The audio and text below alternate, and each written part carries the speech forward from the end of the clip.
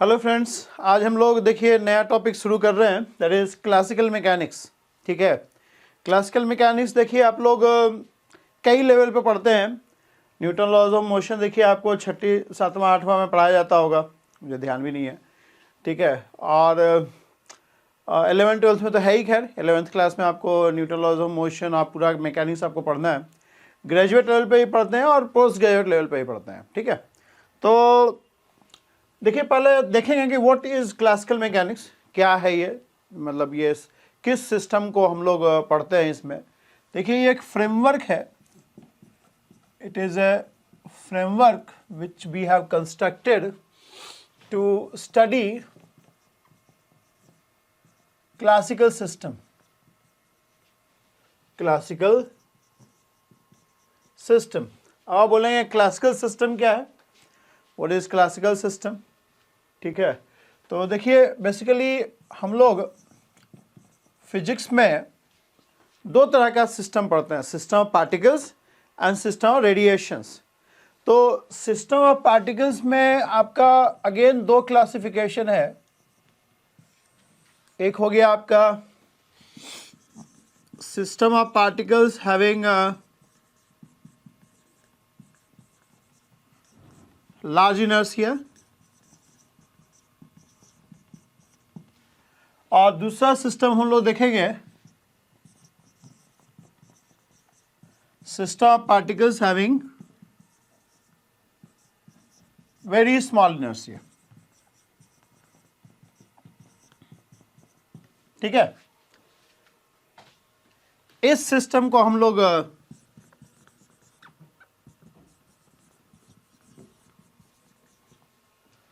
Classical system बोलेंगे और इसको हम लोग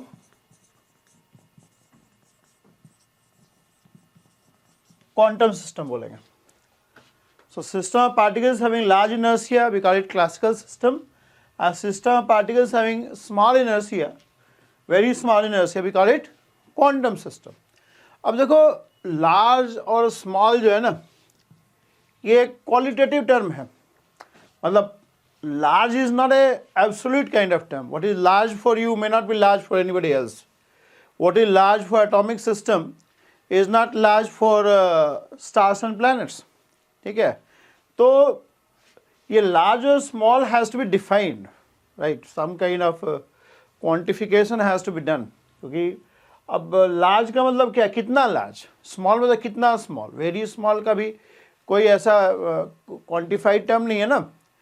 तो क्वेश्चन है कि कितना लार्ज रहेगा इनर्शिया, तो उसको हम लोग क्लासिकल सिस्टम में काउंट करेंगे। सिस्टम ऑफ पार्टिकल्स में पार्टिकल का इनर्शिया कितना लार्ज होगा कि हम उसको क्लासिकल सिस्टम में काउंट करेंगे, और कितना स्मॉल होगा कि वो क्वांटम सिस्टम में काउंट होगा उसका। ठीक है, तो देखिए इसका सिंपल एक तरीका है, तरीका ये है कि you call a system of particles to be large if the inertia, inertia मतलब अभी आप मास समझो। ठीक है, अभी इनर्शिया डिफाइन भी करेंगे हम लोग। Newton's first law defines what is inertia. Inertia ऐसे आप जानते हैं, it's a tendency to uphold its existing physical state. अपने फिजिकल स्टेट को अपहोल्ड करने का एक टेंडेंसी जो होता है उसको इनर्शिया बोलते हैं हम लोग। ठीक है, मतलब जो जिस स्थिति में है वैसा ही स्थिति वो बनाए रखना चाहता है, उसको हम लोग इनर्शियल टेंडेंसी बोलते हैं। बाकी और आगे डिस्कशन होगा। ठीक है, अभी थोड़ा बहुत आप मास वगैरह जानते होंगे, तो mass is the measure of inertia, तो इनर्शिया पे आप मास दिमाग में रखिए। ठीक है, आगे हम लोग पढ़ेंगे। तो क्वेश्चन ये है कि how large should be the inertia so that I call a particle as classical particle, and how large should be the, how small should be the inertia so that I call a particle to be quantum particle. तो देखिए इसका simple logic है, logic ये है कि I call this particle as classical particle if the inertia of this particle is so large that if I observe it, then the process of observation should not change the physical attribute of this particle. फिर से सुनिए, I call this particle to be a classical particle if the inertia of this should be so large that if I observe this object, observe करना जरूरी है. If I want to know the physical attribute of the object, if I want to know the physical attribute of a classical system or system of particles, the very first thing I should do is I must observe it.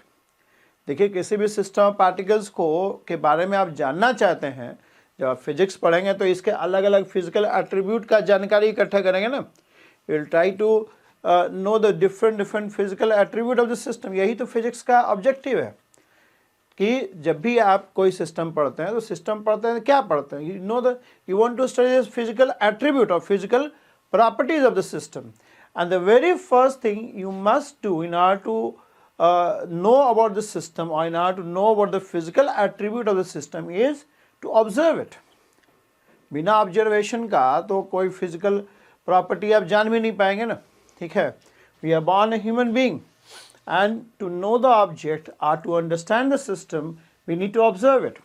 God doesn't need to observe the system if he want to know anything about it. He'll just shut his eyes and वो ध्यान लगा के he'll know everything. ठीक है, Lord Buddha can know anything by just shutting down the eyes, he'll know the system. Okay, लेकिन हम लोग तो ह्यूमन बीइंग हैं, हम लोग को तो अगर कोई भी इंफॉर्मेशन सिस्टम का चाहिए तो हम लोग को ऑब्जर्वेशन करना पड़ेगा. और ऑब्जर्वेशन देखिए एक प्रोसेस है. ठीक है, ऑब्जर्वेशन अपने आप में एक प्रोसेस है. क्या प्रोसेस है? जैसे मान लो हम ये पेन ऑब्जर्व करना चाहते हैं तो क्या स्टेप है, लाइट ऑन करना पड़ेगा, लाइट इस पर फॉल करेगा और लाइट फॉल करके यहाँ से रिफ्लेक्ट होकर हमारे आइज़ में जाएगा. ठीक है, और उसके हिसाब से फिर हम लोग इसको ऑब्जर्व करते हैं. तो क्लासिकल पार्टिकल वो पार्टिकल है, मतलब we call this object as a classical object if the process of observation does not change the physical property of this object. मतलब ये ऑब्जेक्ट रेस्ट पे है तो ऑब्जर्व करने का जो प्रोसेस है वो इसको इसके अंदर किसी भी तरह का चेंज क्रिएट नहीं करेगा. मतलब it won't make it in motion. अगर रेस्ट पे है तो मोशन में नहीं आ जाएगा, या मोशन में है तो उसका वेलोसिटी वगैरह चेंज नहीं करेगा. बात समझ रहे? We call the object as a classical object if process of observation does not change any physical attribute of the object. उस केस में इसको क्लासिकल ऑब्जेक्ट बोलेंगे. whereas क्वांटम पार्टिकल क्या है? क्वांटम पार्टिकल में क्या है कि जो प्रोसेस ऑफ ऑब्जर्वेशन है वो उस पार्टिकल का फिजिकल प्रॉपर्टी चेंज कर देगा. जैसे इलेक्ट्रॉन है, इलेक्ट्रॉन आप ऑब्जर्व करेंगे, the moment photon falls on the electron the velocity position of electron change drastically. ठीक है, तो वैसे पार्टिकल को हम लोग क्वांटम पार्टिकल बोलते हैं. क्लासिकल पार्टिकल में या क्लासिकल सिस्टम में जो प्रोसेस ऑफ ऑब्जर्वेशन है वो सिस्टम के फिजिकल प्रॉपर्टी को चेंज नहीं करता है. इनर्शिया इतना हाई होना चाहिए पार्टिकल का इनर्शिया इतना अधिक होना चाहिए कि जो प्रोसेस ऑफ ऑब्जर्वेशन है उससे पार्टिकल का कोई भी फिजिकल प्रॉपर्टी अफेक्ट ना हो. वेराज क्वांटम पार्टिकल में आपका प्रोसेस ऑफ ऑब्जर्वेशन जो है उसका फिजिकल प्रॉपर्टी को चेंज कर, उसका इनर्शिया इतना लो होगा. तो इस बेसिस पे हम लोग इनको क्लासिफाई करते हैं, क्लासिकल सिस्टम, क्वांटम सिस्टम. अब कई बार मन में क्वेश्चन उठेगा कि कोई बॉर्डर लाइन केस भी है क्या, मतलब जो कंफ्यूजिंग हो जाए कि क्लासिकल है कि क्वांटम है, इस टाइप का कोई सिस्टम है बॉर्डर लाइन सिस्टम. तो आंसर है no, we don't have any border line system. क्योंकि देखो क्लासिकल पार्टिकल में मासेस का जो स्टार्टिंग है, क्या लाइटेस्ट ऑब्जेक्ट क्या आप एवरीडे लाइफ में देखते हो? सैंड पार्टिकल, एक रेत का जो है कण, हम लोग डस्ट पार्टिकल का एक कण देख सकते हैं. डस्ट पार्टिकल का जो वो होगा क्या बोलते हैं, एक डस्ट पार्टिकल कितने मास का होगा? 1 मिलीग्राम या 1 माइक्रोग्राम, मतलब जो होता है 10⁻⁶ kg. ठीक है, और यहाँ शुरुआत किस चीज़ से होता है? मान लो हम लोग इलेक्ट्रॉन का मास देखें या प्रोटॉन का मास देखें या पूरे एटम या मॉलिक्यूल का मास देख लें तो 10⁻25 kg, और बहुत अधिक मान लो तो 10⁻22 kg होगा. यहाँ से स्टार्ट होता होगा, यहाँ मतलब ये मैक्सिमम होगा इसका, मतलब एटॉमिक्स ये मास होता होगा इसका, और यहाँ पे सबसे कम ये होता होगा. बात समझ रहे हैं? तो कहने का मतलब ये है कि बहुत ज़्यादा गैप है, समझ रहे हैं? मतलब बीच में ऐसा कोई सिस्टम नहीं होता है जिसको हम कहें intermediate between classical and quantum system. तो क्लासिकल सिस्टम, क्वांटम सिस्टम के बीच में कोई बॉर्डर नहीं है, बहुत बड़ा खाई है. ठीक है, अब बीच में ऐसा कोई सिस्टम नहीं मिलता है हम लोग को जहाँ पे हम लोगों को कन्फ्यूजन होगी क्लासिकल है कि क्वांटम है. ठीक है, तो यहाँ प्रॉब्लम नहीं है, मतलब we can be very specific, ये क्लासिकल सिस्टम है और एक क्वांटम सिस्टम है। Classical system for example sun and planet, solar system, हम लोग कहते हैं सोलर सिस्टम या क्लासिकल सिस्टम, या the world where we live is classical system. जिस दुनिया एवरीडे लाइफ में हम लोग जो सिस्टम्स देखते हैं, ये पेन हो गया, हम लोग हो गए, माइक हो गया, ये सब क्लासिकल सिस्टम है, ठीक है। बुक्स हो गया हम लोग का, they are all classical particles, classical system. So planetary system, classical system, ठीक है। Quantum system, there are lots of example, atomic system, atomic molecular system, nuclear system, ये सब क्वांटम सिस्टम है। तो क्वांटम सिस्टम ही हम लोग पढ़ेंगे, हम लोग को आगे मतलब बहुत दिन बाद देखेंगे, अभी तो क्लासिकल मैकेनिक्स में है, ठीक है। ओके फाइन, ठीक है। अब लेट्स कन्फाइन टू, अभी तो हम लोग का ये पढ़ना है, क्लासिकल सिस्टम पढ़ना है। तो classical system, how do we define it? A system of particles having large inertia, a system of particles having large inertia, we call it classical system. We call it classical system. Okay, fine. So we have defined what is classical system. Now the next step is, how do we study the system? What is our approach? हम लोग का approach क्या है? We are into classical system. Is system of particles having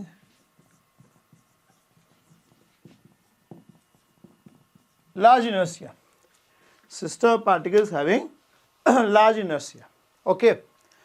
So when you study such system, the nice example can be sun and all the 9 planets, or say this pen can be a classical system, bottle can be a classical system, this camera can be a classical system. I am a classical particle, you are a classical particle, your books are classical objects. So most of the things that we look around us, they are all classical objects. So classical mechanics, classical world is where we live into, right? हम लोग के सारे experiences जो हैं classical world के हैं, तो इसलिए क्लासिकल मैकेनिक्स से कॉन्सेप्ट को समझना ईजी होता है, थोड़ा सा आप कोरिलेट कर पाते हैं अपनी एवरीडे लाइफ से, उसको कोरिलेट कर सकते, जो कॉन्सेप्ट है उसको एवरीडे लाइफ से कोरिलेट कर सकते हैं, ठीक है। तो we have lots of example coming from our everyday life, वो हम लोग आगे भी देखते रहेंगे, ठीक है।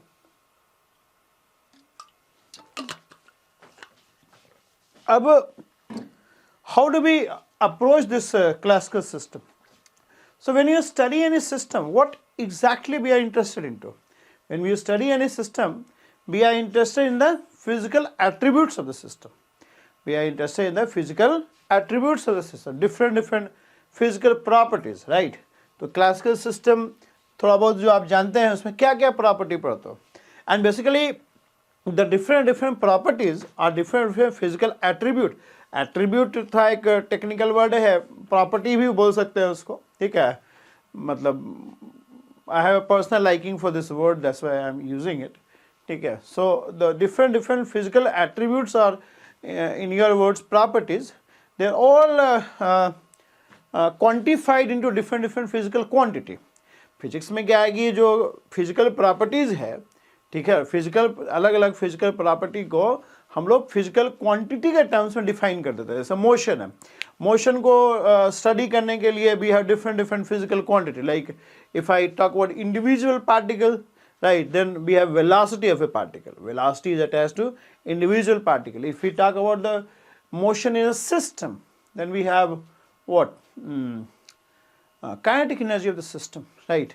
Linear momentum again can be attached to a particle also and a system also. System में बड़े सारे particle हो सकते हैं ना, तो कई चीज़ क्या है कि मतलब particle के respect में पढ़ते हैं, फिर system के लिए भी उसको कैलकुलेट करते हैं, टोटल एडिशन कर देते हैं, ठीक है।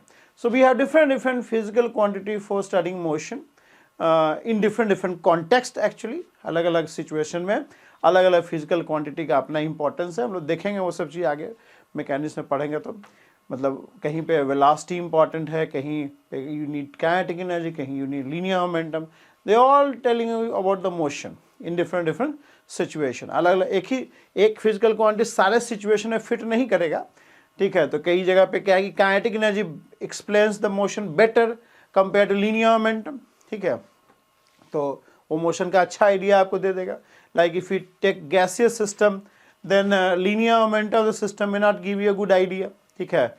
If you study the linear momentum of the whole gaseous system, the linear momentum comes to zero, because अगर कोई एक पार्टिकल गैसेस पार्टिकल मान लो पॉजिटिव एक्स में जा रहा है, क्योंकि पार्टिकल का संख्या बहुत ज़्यादा है, तो we have absolute probability of finding a particle moving in negative X, ठीक है। चूँकि पार्टिकल का संख्या बहुत ज़्यादा होता है, 10⁻23 के रेंज में रहेगा ना, मोल्स के रेंज में रहता है। तो if you have any gases particle moving towards right, then you have definitely a gaseous particle moving towards left. So if I talk about linear momentum, then you have linear momentum equal and opposite, right? And if you add a linear momentum of all the gaseous molecules, they will add up to zero. So linear momentum of a gaseous system is zero, gives you misleading idea, right? So here linear momentum may not be a good way of getting the idea of the motion. So we use kinetic energy, right? We use kinetic energy. And in the same system, when we want to calculate pressure, जब pressure calculate करने की बात आती है, तो pressure calculation जो है हम लोग का कैसे होता है, मतलब we calculate the number of particle hitting particular wall. तो यहाँ पे एक डायरेक्शनल फीचर का इंपॉर्टेंस बढ़ जाता है। तो यहाँ पे आपको के के बजाय लीनियर मोमेंटम इंपॉर्टेंट हो जाए। So make use of linear momentum and you calculate the pressure. वो आप आगे पढ़ेंगे वो सब चीज़, अभी एकदम से सब कुछ नहीं बताया जा सकता है, बट मैं एक बता रहा हूँ कि अलग अलग एक ही फिजिकल प्रॉपर्टी को स्टडी करने के लिए अलग अलग फिजिकल क्वांटिटी होता है। वो इसलिए होता है क्योंकि एक फिजिकल क्वांटिटी सारे सिचुएशन में यूजफुल नहीं होता है, ठीक है। तो अलग अलग सिनेरियो में अलग अलग फिजिकल क्वांटिटी इंपॉर्टेंट हो जाता है, जैसे अभी जो एग्जांपल दिया आपको, ठीक है। तो मोशन को स्टडी करने के लिए अलग अलग फिजिकल क्वांटिटी है, ठीक है। पोजीशन को स्टडी करना, तो पोजीशन अपने आप में एक फिजिकल क्वांटिटी है। तो अलग अलग फिजिकल एट्रीब्यूट्स जो है वो अलग अलग फिजिकल क्वांटिटी के टर्म्स में उसको हम लोग एक्सप्लेन करते हैं, ठीक है। So when you study any system, basically we are interested in studying different physical properties of the system, and different physical properties are quantified in terms of different physical quantity. So we have different physical quantity, like say position, velocity, or linear momentum,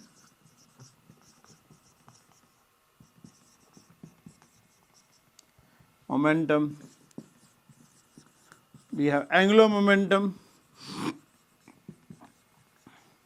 we have the potential energy, we have the kinetic energy. So you have different physical quantity and so on. There can be many more, right? So when you study any system, we are basically interested in these physical properties. We have pressure, right? We have pressure. Somewhere you have temperature, classical mechanics nahi, thermodynamics you have temperature.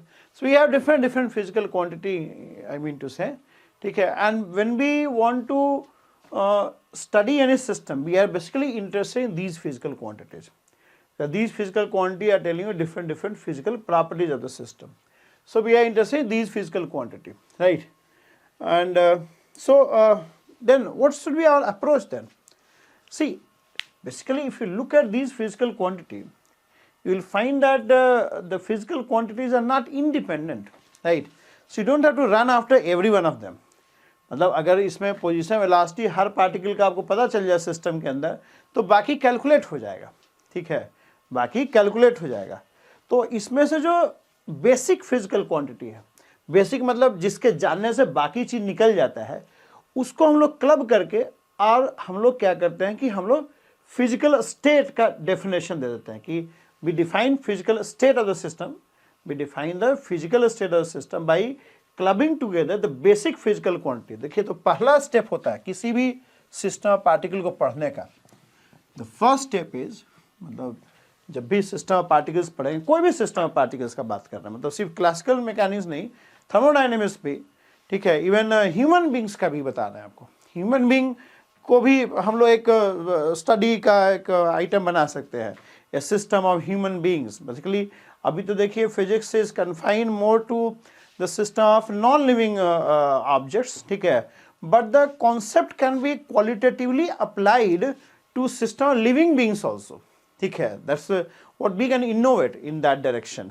आजकल देखिए, आप देखोगे कि बहुत सारा जो researches है आज के दिन में, मैं जानता हूँ कई लोग, मेरे कई स्टूडेंट भी पीएचडी कर रहे हैं, ठीक है, और कई लोग कर चुके हैं।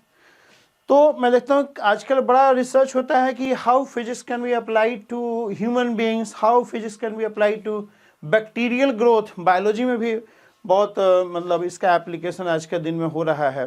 आई know one of my student, he has an PhD in this areas, ठीक है। Physics can be applied to traffic also, how traffic can be managed, right. तो बड़ा सारा एप्लीकेशन आज के दिन में फिजिक्स का है। तो फिजिक्स को हम लोग क्वालिटेटिवली अपने रियल लाइफ में भी, रियल लाइफ सिनेरियोज में भी अप्लाई कर सकते हैं। एंड वही बेसिकली अल्टीमेट एप्लीकेशन है फिजिक्स का। फिजिक्स का रियल लाइफ में जब आप अप्लाई करते हैं, you become more prudent, you become more wise, ठीक है। तो देन मतलब आप फिजिक्स समझ चुके हो, मतलब you start applying to your real life. तो अगर किसी ह्यूमन बीइंग का भी अगर हम लोग देखें physical attribute, then it comes to be what are the physical attributes of a human being, a person, a living person. There are many physical attributes. Like I can say, height is one physical attribute. Weight can be other physical attribute. Nahin? Gender is a physical attribute. What else? Complexion can be a physical attribute. Complexion can be a physical attribute. IQ can be a physical attribute. Thought can be a physical attribute, right? Emotions can be a physical attribute. Behavior can be a physical attribute. Behavior, spelling देखो लेना यार, behavior, OUR, I don't know. Look into Google में search करके behavior, and then some personality also. और भी बड़े सारे हो सकते हैं। अंग्रेजी का कोई ज्ञानी आदमी होगा तो बहुत कुछ लिख देगा।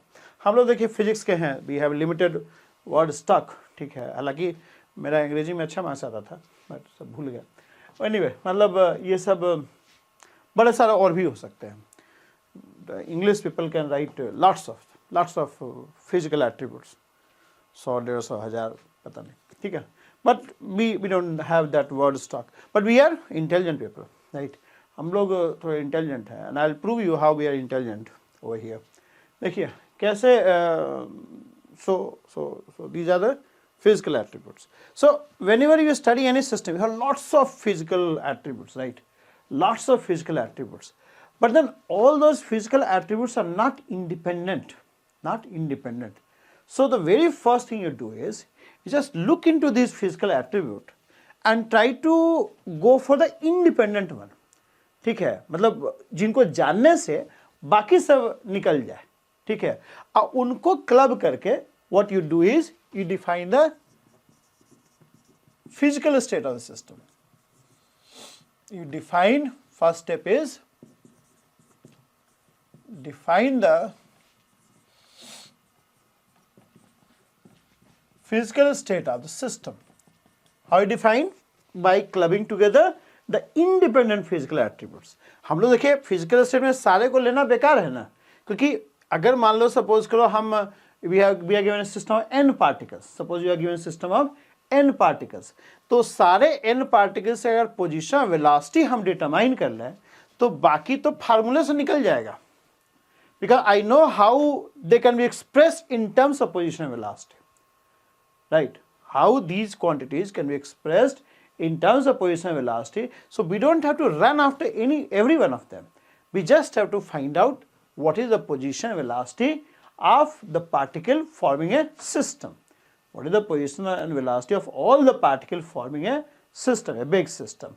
So once you know this, you calculate the others. So when you are studying any system, you don't have to run after every one of them. आपको सबके पीछे भागने का जरूरत नहीं है, आप उसे बेसिक वन चूज कर लीजिए और वो बेसिक फिजिकल क्वांटिटी को क्लब करके हम लोग फिजिकल स्टेट डिफाइन कर देंगे, ठीक है। Whenever you study any system of particle, you just define first physical state of the system.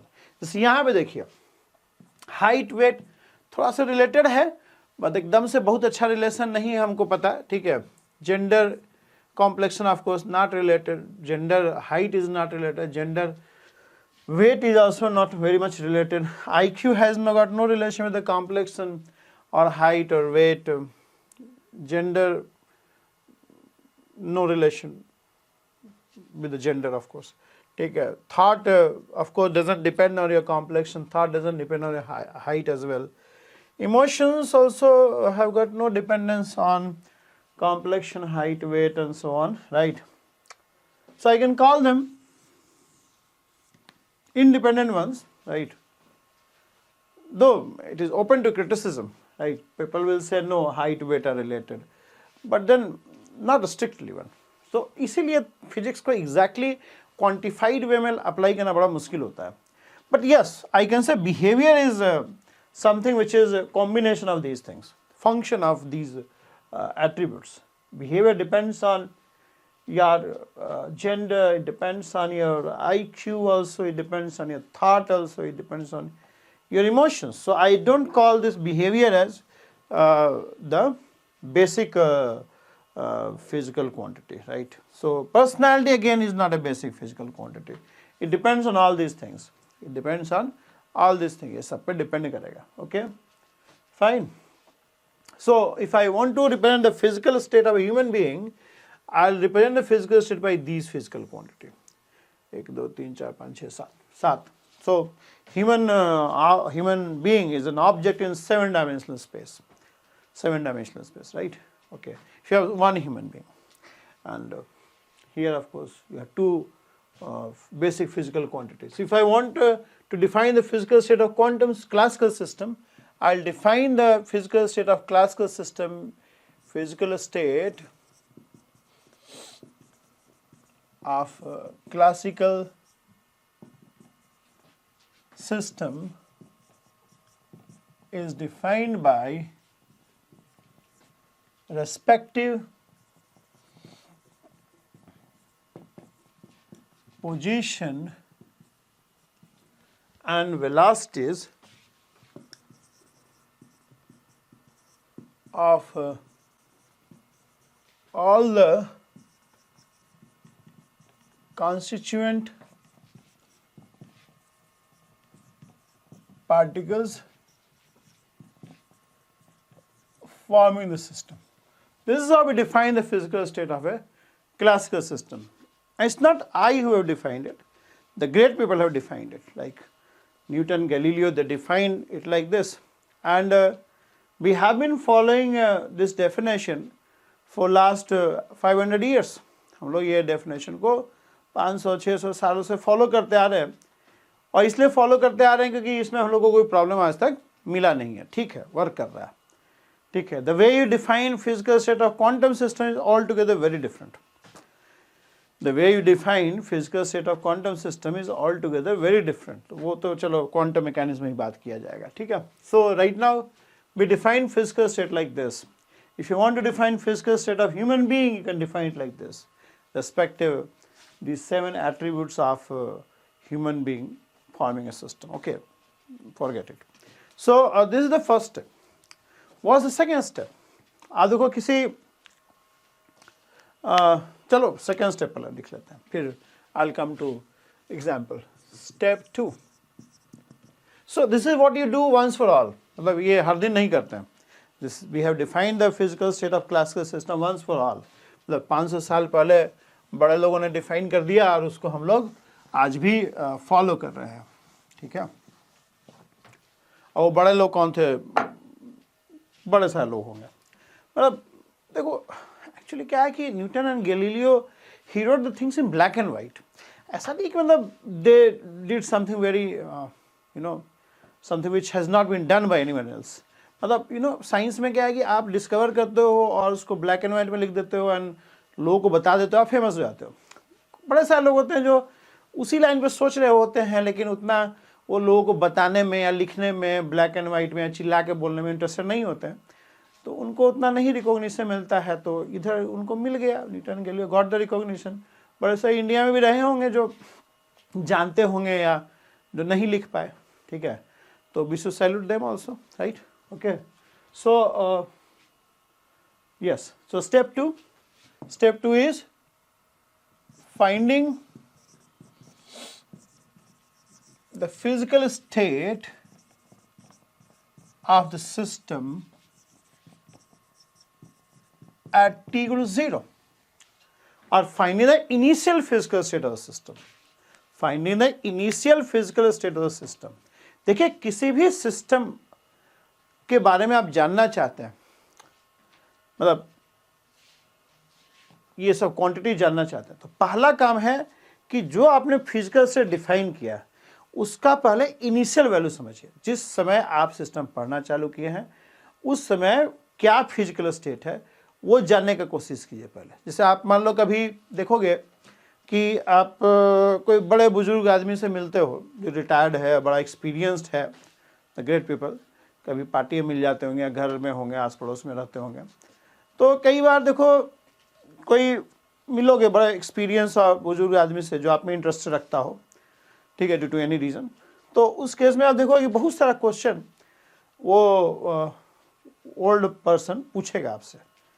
कभी आप पता नहीं चक्कर में पड़े हो कि नहीं, लेकिन हम तो कई बार ऐसे लोगों के चक्कर में पड़े हैं। बड़े सारे क्वेश्चन पूछेंगे, ठीक है, बहुत सारा क्वेश्चन पूछेंगे, क्या करते हो, कहाँ पढ़ते हो, ठीक है, और कहाँ रहते हो, बहुत सारा आपके बारे में, क्यों ऐसा काला क्यों पहनते हो, ये लोगों का क्या मतलब है, ठीक है, ये बुक तुम्हारा कौन सा है, किस ऑथर का, मतलब तमाम चीज़ पूछते हैं आपको। मतलब क्या जानने की कोशिश कर रहे हैं, वो आपका करंट स्टेट जानने की कोशिश कर रहा है बंदा।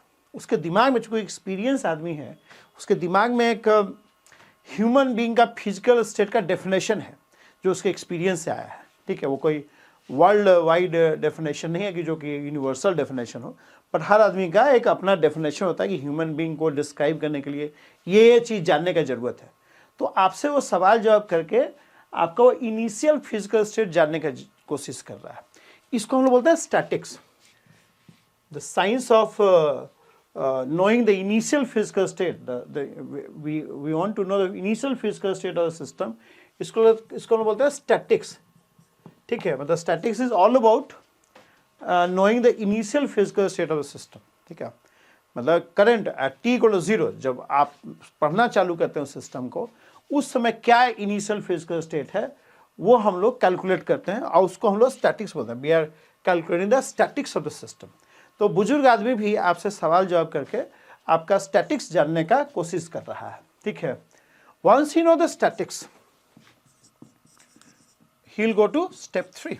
एक बार वो आपसे सवाल जवाब करके और आपका इनिशियल स्टेट जान गया कि आज के दिन में तुम कहाँ हो और क्या तुम्हारा लेवल है, ये सब जान गया। जैसे हमारे पास भी जैसे काउंसलिंग के लिए कई बार से दूर दराज के रिलेटिव्स होते हैं या दोस्त होते हैं, बोलते हैं यार था मेरे बेटे से बात करना, वो अभी 10वीं क्लास पास किया है।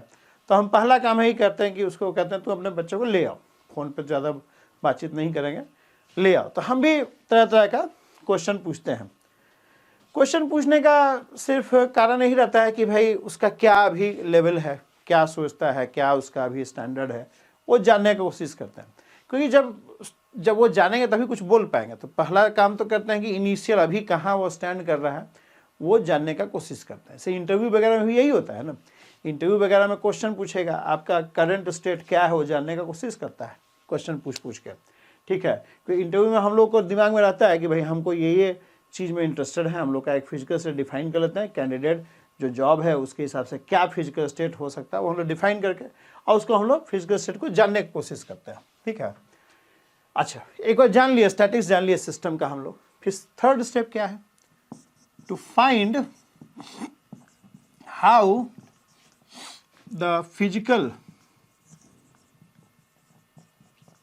state of the system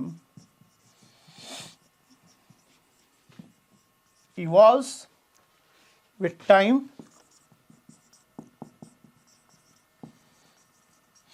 when it is subjected to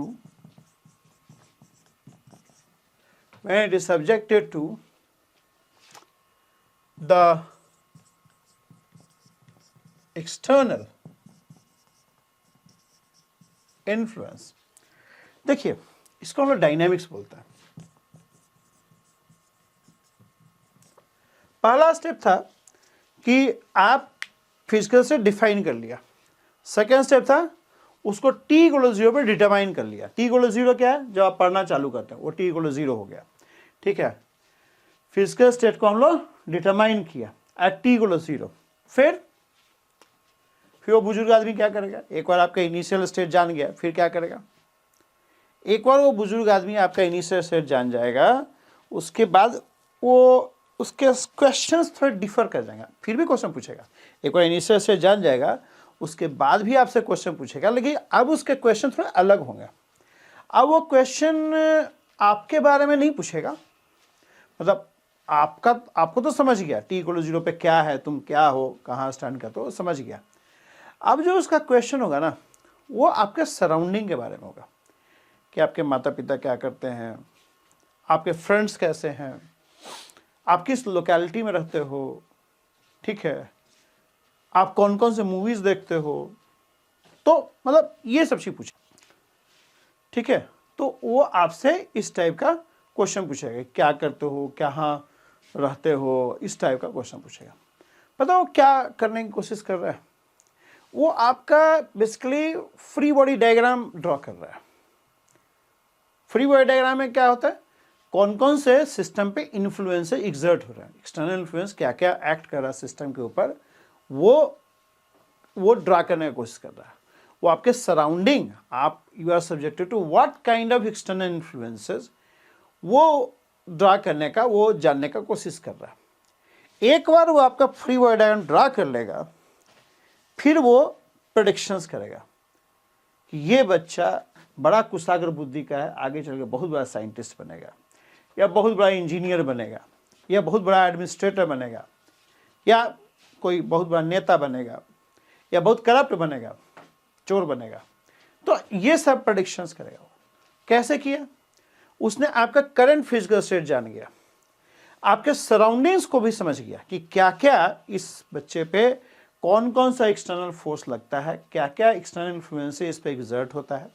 एक बार ये सब जान लेगा उसके बाद उसका अपना एक एक्सपीरियंस है लाइफ का, तो उसके दिमाग में एक डायनेमिक्स का इक्वेशन भी है कि अच्छा करंट स्टेट ये है, ये फोर्स एग्जर्ट हो रहा है, तो ये बच्चा किस तरीके से इवॉल्व करेगा, इसका जो फिजिकल स्टेट है किस तरीके से इवॉल्व करेगा, उसका वो जानकारी उसको समझ में आ जाता है। वो समझ जाता है how the physical state of the system is going to evolve with time, since he has got to know the external influence, and then he is able to tell you कि 10 years from now where you could be, 10 साल बाद आप क्या बनोगे, क्या कर पाओगे, किस टाइप का इंसान बनोगे। तो ये सब आपका प्रेडिक्शन कर लेता है। यही काम हम लोग सिस्टम ऑफ पार्टिकल्स में भी करते हैं, system of non living particles में भी करते हैं। पहले हम लोग स्टैटिक्स समझ लेते हैं, फिर हम लोग क्या क्या फोर्सेस लग रहे हैं सिस्टम के ऊपर, मतलब सिस्टम के पार्टिकल्स के ऊपर, तो सभी पार्टिकल्स का फ्री बॉडी डायग्राम ड्रॉ कर लेते हैं। और उसके बाद हमारे पास डायनेमिक्स के इक्वेशन है, उसके बाद हमारे पास डायनेमिक्स के इक्वेशन है, force equal to mass into acceleration, ठीक है, force equal to mass into acceleration.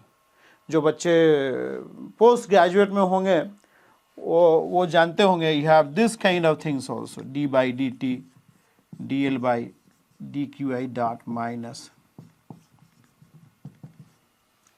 Lagrangian dynamics, Lagrange's equation, नहीं, you have the Lagrange's equation, right? So this is Newton's second law. Basically, there are various dynamical equations, and based on which dynamics equation you are using, we have different formulation of mechanics. If you are using Newton's second law, you have Newtonian formulation of mechanics.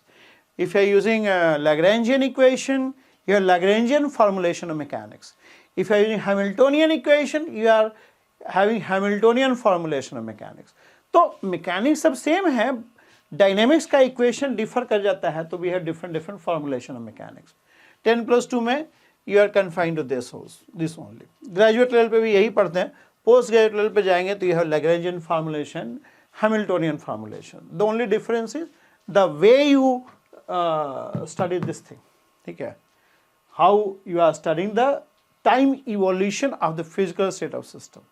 So you have different dynamical equations. So you make use of these dynamical equation and try to find out how the physical state of the system is going to evolve with time when it is subjected to external influences. ठीक है. So these are the 3 steps which you follow whenever you study any system of particles, be it non-living particles or living particles, whatever it may be. कोई भी system of particle पढ़ते हैं, यही 3 step, यही approach आपका होता है. Even quantum mechanics में भी यही होता है. Quantum mechanics the only thing differs is how you define physical state, right. तो हाउ वाला पार्ट डिफर कर जाएगा. हाउ यू डिटरमाइन डायनेमिक्स, वहाँ पे डायनेमिक्स का इक्वेशन अलग हो जाएगा, वहाँ पे आपका श्रोडिंगर वेव इक्वेशन हो जाएगा. ठीक है. तो अलग अलग सिस्टम के लिए अलग अलग डायनेमिक्स के इक्वेशन है, उसको हम लोग यूज़ करके and we find out the time evolution, क्या physical state as a function of time कैसे इवॉल्व कर रहा है, ये सब हम लोग जानने का कोशिश करते हैं. ठीक है. So this is the whole approach of classical mechanics. तो हम लोग अभी जो है we will be going to Newtonian formulation. So in the next video we will be seeing the Newton laws of motion. ठीक है. नेक्स्ट वीडियो में Newton laws of motion वो देखेंगे and we'll try to see, appreciate the Newton laws of motion. उसके बाद फिर application वाला part आ जाएगा. ठीक है. Thank you very much.